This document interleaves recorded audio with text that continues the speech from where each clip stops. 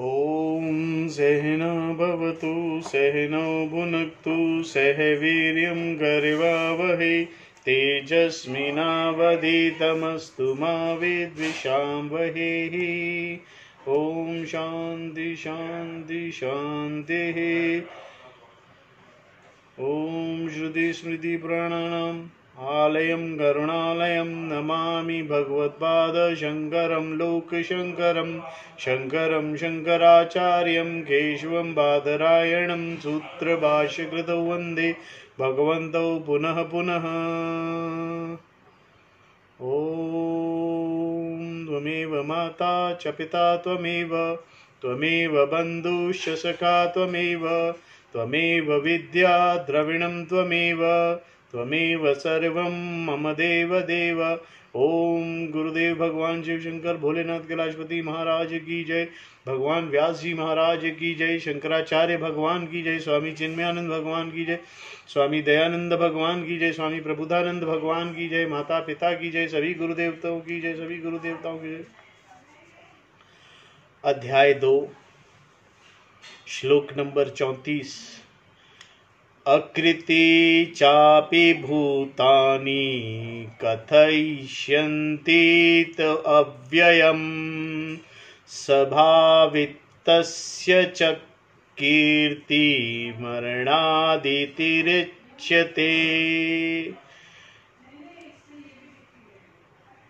च भूतानि और लोग ते तुम्हारी अव्ययम अनंत काल तक रहने वाले अकीर्तिम अपयश को अपि भी कथयिष्यन्ति कहेंगे च और अकृति अपयश स्वभावितस्य माननीय पुरुषों के लिए मरणांत मृत्यु से भी अतिरिच्यते अधिक कुतिस्थ। और लोग अनंत काल तक रहने वाले तुम्हारे अपयश के बारे में भी कहेंगे, यह माननीय पुरुष के लिए मृत्यु से भी अधिक कुतिस्थ है, कुतस्थ। अर्जुन जो है वो युद्ध न करने के बारे में सोच रहा था और भगवान उसे बार बार युद्ध करने अपना कर्म करने के लिए, अपना धर्म पूर्वक कर्म करने के लिए प्रोत्साहित करते हैं। यहाँ पर भूतानी शब्द का अर्थ है साथ रहने वाले। केवल महान लोग ही नहीं, अभी अभी भर्ती हुए रंगरूट भी अपने अपने अंदाज में अर्जुन की कहानियां सुनाते रहेंगे। अपनी अपनी कल्पनाओं से रंगी हुई इन अफवाहों सारा वातावरण भर जाएगा। अपने शब्दों में वह अर्जुन की कायरता को उद्घोषित करते करेंगे। यह चर्चा सदा चलती रहेगी। आने वाली पीढ़ियों के बच्चे जब भी महाभारत की कथा सुनेंगे, अर्जुन के नाम पर उसकी हंसी उड़ाएंगे और कहेंगे, कौन? वही अर्जुन जो रणभूमि छोड़कर भाग गया था। भगवान ने कहा कि इस तरह केवल युद्ध में उपस्थित लोग ही नहीं बल्कि साधारण लोग भी सदा अर्जुन की निंदा करते रहेंगे। जिसका कोई नाम और कीर्ति न हो उसके लिए कोई समस्या नहीं है। ऐसा व्यक्ति अगर रणभूमि छोड़ भी दे तो उसे कोई परवाह नहीं करेगा। लोग कहेंगे कि रणभूमि में से एक सैनिक भाग गया। लेकिन भागने वाला यदि अर्जुन हो तो यह एक विशेष समाचार बन जाएगा, क्योंकि वह एक माननीय व्यक्ति है। कीर्ति का नहीं रहना अकीर्ति नहीं है। अकीर्ति का अर्थ है अपकृति या बदनामी। जिसका समाज में ऊंचा नाम हो उसके लिए अपकृति मृत्यु से भी बढ़कर है। अपना धर्म पूर्वक कर्म करना हर मनुष्य के लिए, चाहे वो किसी भी वर्ण का हो, बहुत ही आवश्यक है। धर्म पूर्वक अपना कर्म करना बहुत ही आवश्यक है। तात्पर्य यह है कि अगर अर्जुन के मन में धर्म का मूल्य हो तो उसे रणभूमि नहीं छोड़नी चाहिए। यदि वह रणभूमि छोड़कर गया तो वह पाप का भागी होगा, यदि उसमें पाप पुण्य छोड़कर केवल नाम और यश की परवाह हो तो भी युद्ध भूमि छोड़ने पर वह अपकृति को प्राप्त होगा, जो मृत्यु से भी अधिक कष्टदायक है। अपयश का कारण यदि उचित हो तो उसे स्वीकार किया जा सकता है, लेकिन अपकृति का कारण युक्त न हो तो इससे मृत्यु ही श्रेयस्कर है। लेकिन युद्ध भूमि छोड़कर जाना अपकृति का कारण क्यों बने? भगवान कहते हैं, भयाद्रणादुपरान्तं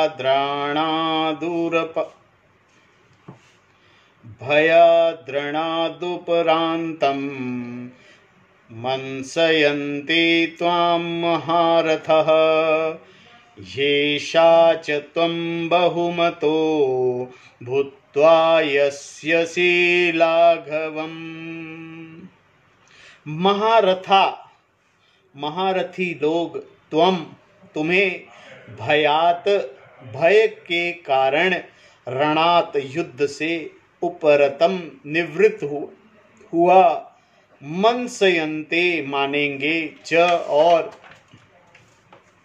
ये शाम जिनके लिए तुम बहुत माननीय भूत्वा होकर लाघवम तुच्छता को यास्यसि प्राप्त होंगे, या अस्यसि। महारथी तुम्हें भय के कारण युद्ध से निवृत्त हुआ मानेंगे, जिनके लिए तुम बहुत माननीय होकर भी अब तुच्छता को प्राप्त हो जाओगे। कर्ण, दुर्योधन आदि का उल्लेख महारथी शब्द से किया गया है। दुर्योधन तथा अन्य वीरों द्वारा समर्थित कर्ण अर्जुन का मुख्य शत्रु था। भगवान ने कहा कि यह सभी महारथी अर्जुन को दुर्योधन और कर्ण की सेना को देख भयभीत होकर भागने वाला समझेंगे। यह साधारण लोग नहीं थे। समाज में इन सब की मान्यता थी। इनकी दृष्टि में अर्जुन एक पराक्रमी पुरुष था। दुर्योधन भी अर्जुन को सर्वश्रेष्ठ धनुर्धर मानता था तथा ये भी अर्जुन से डरते भी थे। उसके बल का आदर करने वाले, महान मानने वाले भी अब उसे एक साधारण सैनिक समझने लगेंगे। उसे हवा के एक हल्के झोंके से उड़ जाने वाले पत्ते की तरह समझेंगे तथा उन सब के लिए वह एक साधारण व्यक्ति बन जाएगा। श्री कृष्ण अर्जुन की महानता को जानते थे। उन्हें इस बात का पता था कि करुणा तथा प्रेम ही उसकी समस्या थी। इसीलिए भगवान ने उसे कहा कि यह लोग उसे कायर समझेंगे।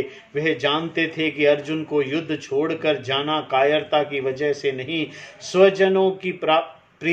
सब जनों के प्रति सहानुभूति ने ही उसे युद्ध छोड़ने को प्रेरित किया है। किंतु वे ये भी जानते थे कि कोई भी इस बात को समझेगा ही नहीं। युद्ध में भागना न धर्म अनुकूल था और न सही। उन्होंने अर्जुन से यही कहा, अर्जित की हुई कीर्ति और नाम दोनों ही इससे नष्ट हो जाएंगे। इससे मरना बेहतर होगा। लोग अर्जुन की हंसी उड़ाएंगे। अगर वह सन्यासी बना तो सभी यात्री उसका दर्शन करने जाएंगे। अगर वह अर्जुन ही बना रहता तो उसका डर बना रहता। किंतु सन्यासी का वेश उसे अहिंसा बुद्ध करता और वह किसी प्रकार की प्रतिक्रिया भी अभिव्यक्त नहीं कर पाता। श्री कृष्ण ने कहा, लोग तुम्हारी निंदा करते हुए कहेंगे कि धर्म का उल्लंघन करने वाले तुम किस प्रकार के सन्यासी हो। सदा के लिए तुम्हें लोग लांछना सहनी पड़ेगी और वह तुम्हें अच्छा नहीं लगेगा। यहाँ भगवान कह रहे हैं कि अपना धर्म युक्त कर्म को छोड़कर, अपनी धर्म युक्त कर्म को छोड़कर भागना या संन्यास ले लेना सही नहीं है। पहले अपना धर्म युक्त कर्म पूर्ण करने के बाद भगवान कहते हैं, अवाच्यवादाश्च बहुन वदिष्यन्ति त्वाहितः निन्दन्त स्वसामर्थ्यं ततो दुःखतरं नु किम च, और तुम्हारे अहिता शत्रुजन, तुम्हारे सामर्थ्य की निंदा करते हुए बहुना बहुत से अवाच्यवादान न कहने योग्य वचनों को वदिष्यन्ति कहेंगे, ततः उससे दुःखतरम अधिक दुख न किम क्या हो सकता है। तुम्हारे शत्रुजन तुम्हारे सामर्थ्य की निंदा करते हुए बहुत से न कहने योग्य वचन को कहेंगे।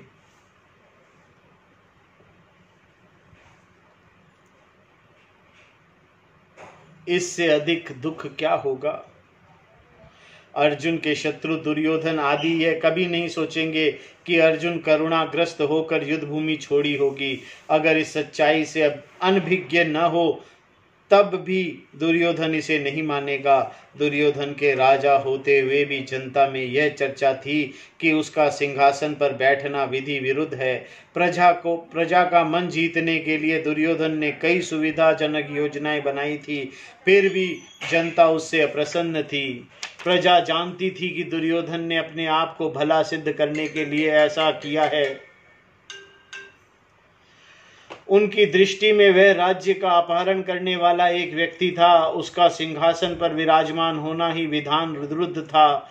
सभी लोग इसे जानते थे। मनोवैज्ञानिक स्तर पर जनता की भावना को मन में रखते हुए अर्जुन की निंदा करना और करवाना दुर्योधन के लिए स्वाभाविक ही था।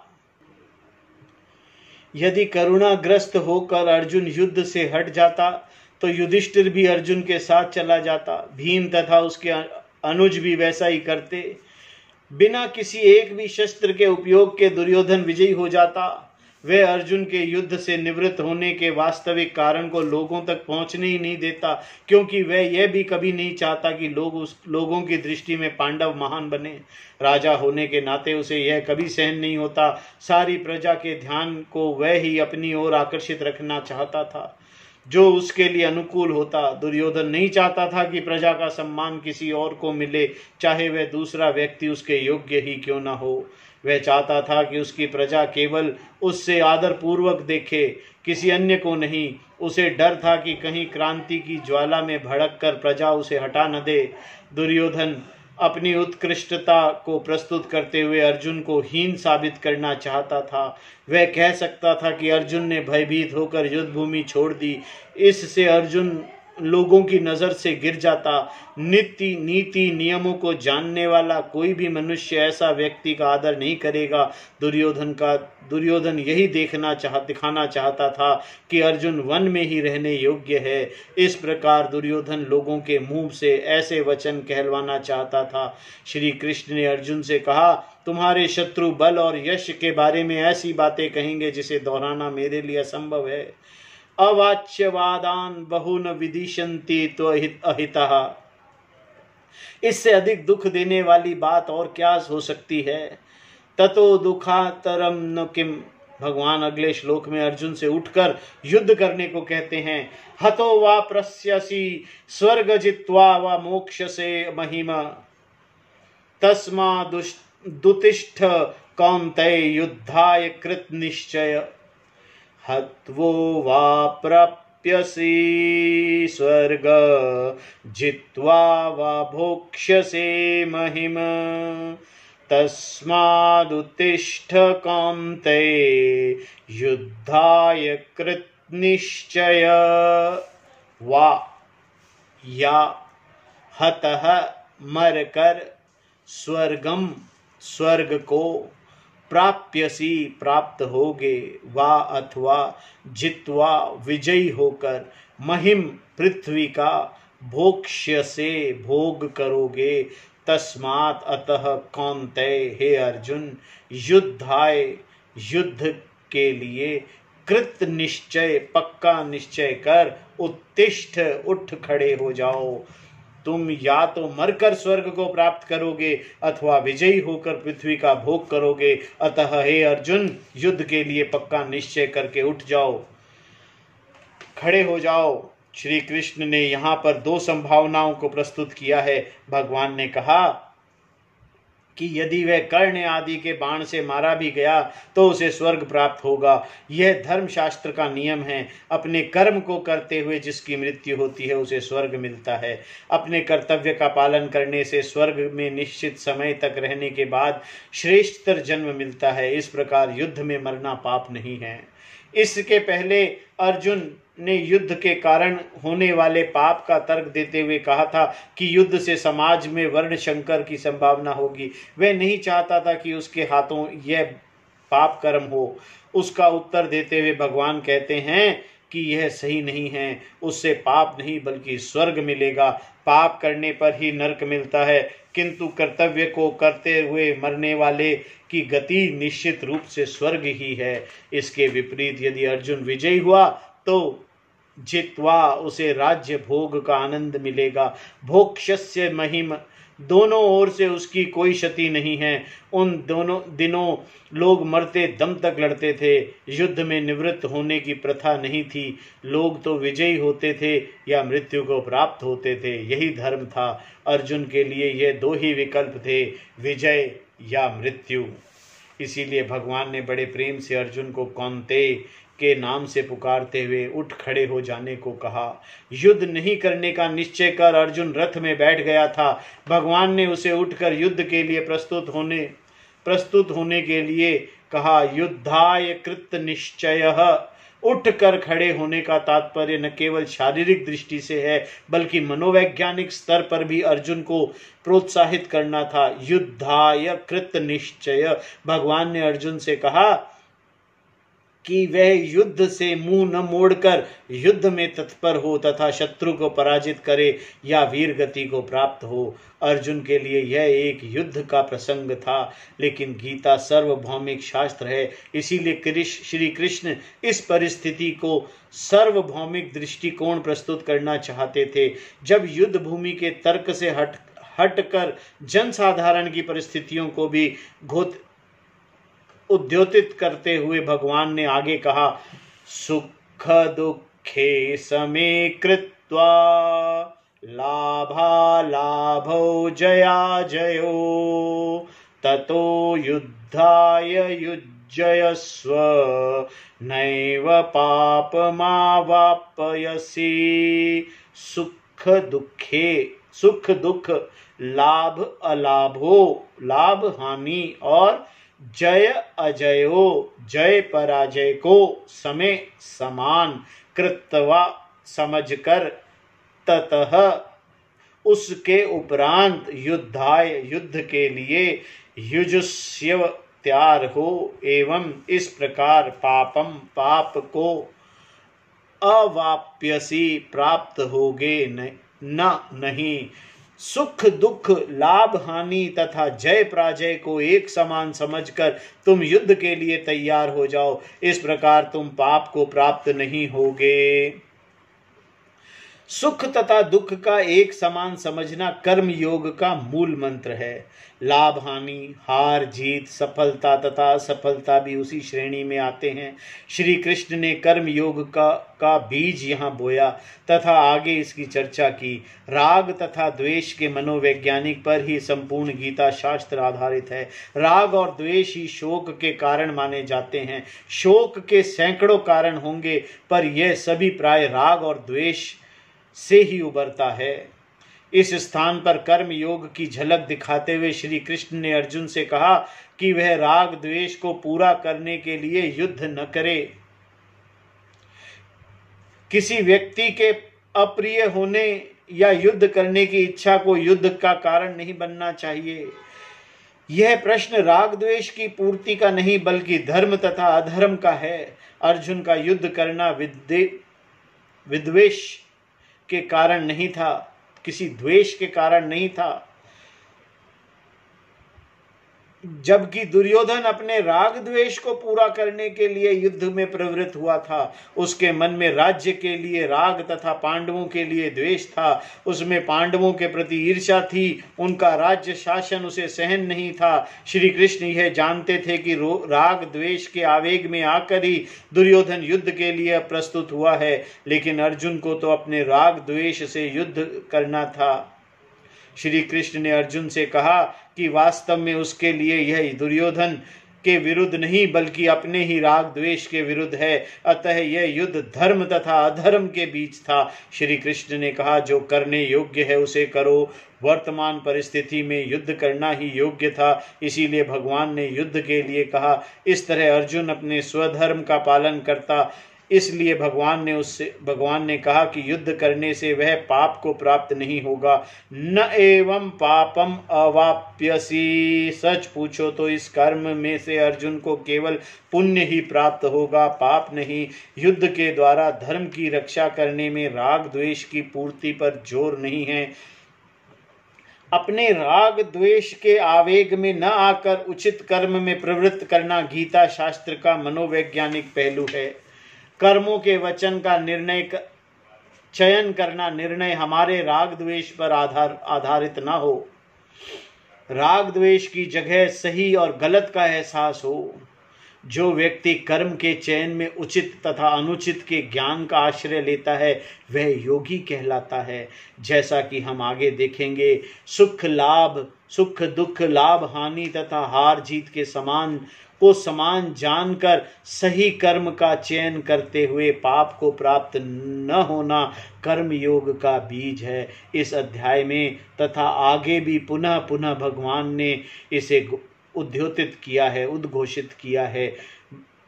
भगवान बार बार बताएंगे कि कर्म जो है, जो भी आप कर्म करते हैं उसमें आप सुख दुख, लाभ हानि और ये राग द्वेष वाली चीज़ों को न देखकर सिर्फ ये देखें कि यह कर्म सही है या ये कर्म गलत है। अपना फ़ायदा नुकसान ये सब चीज़ें नहीं देखनी है। सिर्फ देखना ये है कि यह कर्म सही है, यह कर्म धर्म युक्त है और ये कर्म इस सृष्टि के नियमों के विरुद्ध नहीं है।